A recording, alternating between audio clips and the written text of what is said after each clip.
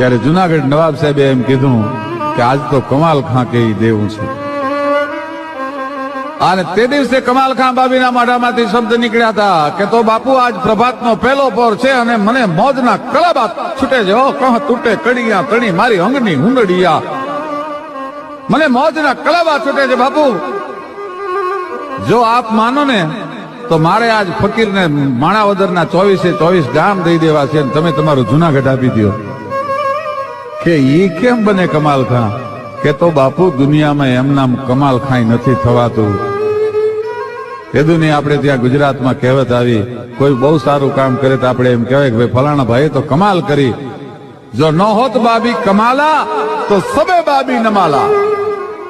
ત્યારે જુનાગઢ નવાબ સાહેબે એમ કીધું કે આજ તો કમાલ ખાં કે દેવું છે.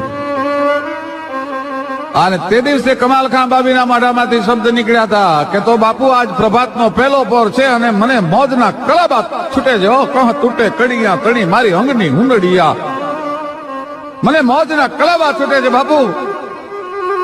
જો આપ માનો ને તો મારે આજ ફકીરને માણાવદરના 24 ગામ દઈ દેવા છે અને તમે તમારું જુનાગઢ આપી દો.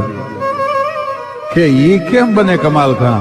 કે તો બાપુ દુનિયામાં એમ નામ કમાલ ખાઈ નથી થવાતું.